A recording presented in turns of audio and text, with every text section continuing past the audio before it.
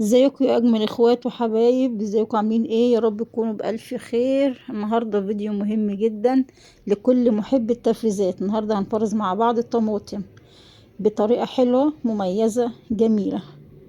تعالوا اقول لكم النهارده ازاي نجيب الطماطم وتكون حلوه وتكون ملحمه. الطماطم عشان تجيبيها حلوه تجيبيها يا بلح يا تجيبيها تبقى مدوره كده وملحمه، اللي هي الطماطم الجرجاوي. دي بتبقى قشرتها حلوة، قشرتها خفيفة، وبتبقى مليانة لحم، ما تبقاش كلها مية، بتبقى كلها لحم. زي ما انتوا شايفين كده انا منقياها حلوة قوي كده، منقياها حمرة. هنعملها نغسلها تحت مية جارية ونعقمها بشوية خل، وننضفها حلو ونفتحها مع بعض. انا بفتحها بشيل مكان الزهرة زي ما انتوا شايفين. بفتح الطماطمايه عشان اشوف اللي جو، يعني تكون الطماطمايه حلوه، ما تكونش بايظه، ما تكونش فيها حاجه لا قدر الله.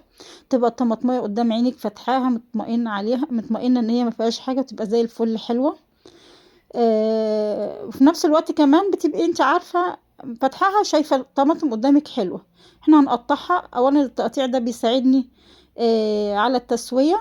لو انت مش عايزه تقطعيها وتشيلي الثمره بس ماشي، مفيش مشاكل، لكن انا افضل ان احنا نقطعها، بتساعدني على التسويه.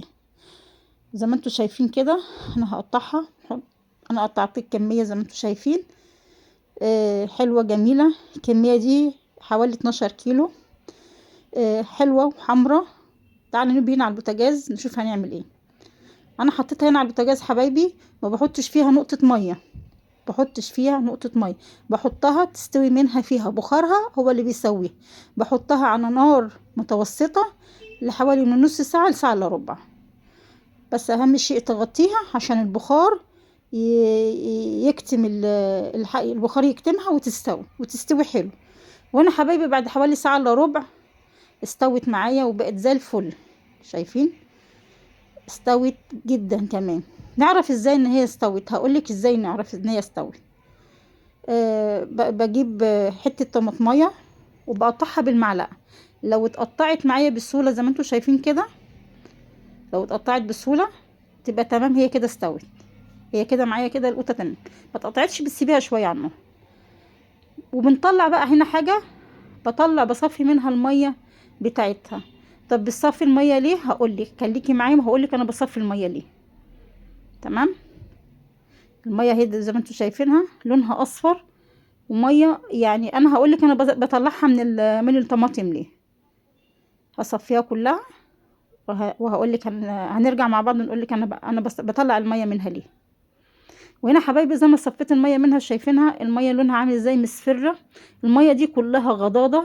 الغضاضة دي عبارة عن مزازة بمرارة. تمام. وكلها املاح. احنا بنعمل القوطة كده، ولو ضربناها كده بميتها، اولا مش هتديكي طعم حلو، مش هتديكي لون حلو، مش هتبقى فيها نسبة الغضاضة اللي هي المرارة بالمزازة، او مزازة بمرارة. شايفين لونها اصفر ازاي؟ انا هنا صفيت المية تماما من القوطة زي ما انتوا شايفين.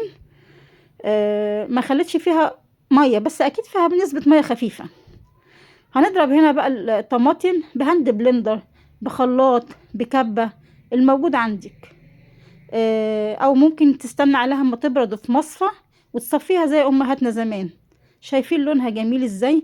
انا بس استعجلت وضربتها عشان بس الوقت. هضربها حلوة قوي بالهاند بلندر. انا عايزه اقول لكم، شايفين كمان كان ريحتها جميله جدا وانا بضربها بالهاند بلندر، ريحتها حلوه قوي. الطريقه دي اعتمديها هتعجبك. شايفين لونها؟ انا بعد ما هنا ما ضربتها هعمل ايه بقى؟ هتجيبي حله او طبق استانلس ومصفى وتحطي فيها القوطه. هنصفي القوطه، هنصفيها، نطلع منها البذور والقشور دي. ما ينفعش ان انا افرزها بالبذور بتاعتها. دي الحاجة التانية ان انت لازم يعني هتحطيها في طبخة تبقى ليها طبعا ليها طعم، لان دي القوطة لما بنحطها ببذورها ما بتبقاش ليها يعني، مش حلوة، مش مستحبة يعني. والبذور دي كمان مش صحية، يعني لو جينا يعني مش صحية. شايفين لونها وجمالها حلو ازاي؟ بتصفيها. بص البذور بتاعتها والقشور طلعت من الكمية. تعالوا اوريكم بقى لونها هنا قد ايه، لونها جميل كده وحمرها حلو جدا. وحاجة حلوة تفتح النفس. انا هنا هعمل ايه بقى؟ هجيب حلة واحط الطماطم فيها، وهنرجع بيها على النار تاني. ليه هنرجع بيها على النار؟ هقولك هنحطها على النار واقولك انا هرجع بيها على النار ليه تاني. تمام، خليكي معايا. تمام كده، نطلع بيها على البوتاجاز وهقولك ليه. احنا بنحطها على البوتاجاز على اساس ان احنا بنعقمها، بنسيبها حوالي من ربع ساعة لتلت ساعة، بتدي تعقيم. وفي نفس الوقت انا بسويهاش قوي عشان ما تديش حمو في الطبيخ او في اي حاجة هتدخليها في الاكلات الداخلية فيها.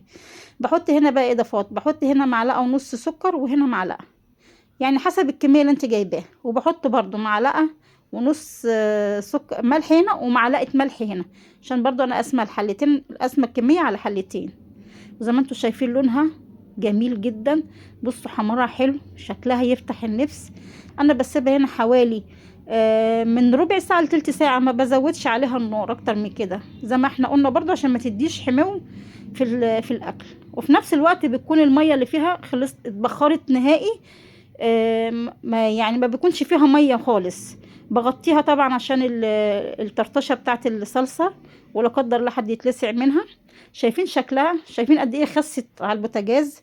شايفين العلامات بتاعت الحلة خست قد ايه شوية؟ انا عايزه اقولك ريحتها جميلة جدا، لونها جميل جدا، قوامها حلو جدا بأمانة. الطريقة دي انا معتمداها من بدري، جميلة حلوة، بتقعد معايا من السنة للسنة، لا لونها بيتغير ولا طعمها بيتغير ولا ريحتها بتتغير.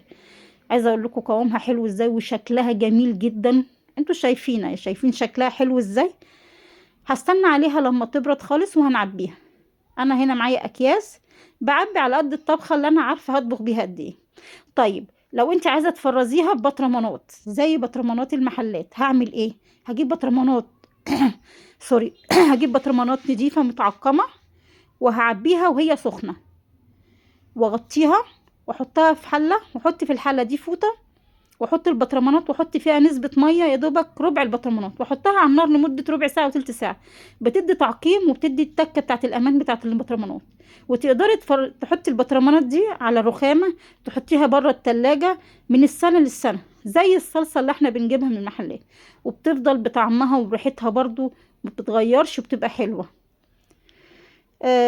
طبعا احنا عشان بنفرزها وبنحطها في الفريزر، بنستنى عليها اما بتبرد وبنعبيها في اكياس زي ما انتم شايفين، وبنطلع من الكيس طبعا الهواء وبنربطه. ويا ريت وانتي بتعبي ما تنفخوش في الكيس، يعني تفتحي الكيس كده بايدك عشان الهواء ما يخشش ويعمل زي نسبة تلج في التخزين. انا بربطها بعبيها كلها وبربطها زي ما انتم شايفين، وبطلع طبعا من الاكياس الهواء عشان طبعا ما تدخليش نسبة تلج في الطماطم، وتفضل محتفظة بقوامها ولونها وطعمها. وده شكلها حبايبي بعد ما خلصناها وعبيناها، شكلها حلو جدا. تنفع لو النور قطع، تنفع تفرزيها للناس اللي بتشتغل، تنفع لاخواتي وحبايبي المسلمين ان شاء الله في رمضان. اعاد الله عليكم بالخير والبركات يا رب. تنفع في رمضان، تنفع في كل الاوقات، تبقى عندك في البيت موجودة. اتمنى الفيديو يكون نال اعجابكم. لو عجبكم الفيديو ما تنسينيش في لايك وشير وسبسكرايب للقناة. سلام.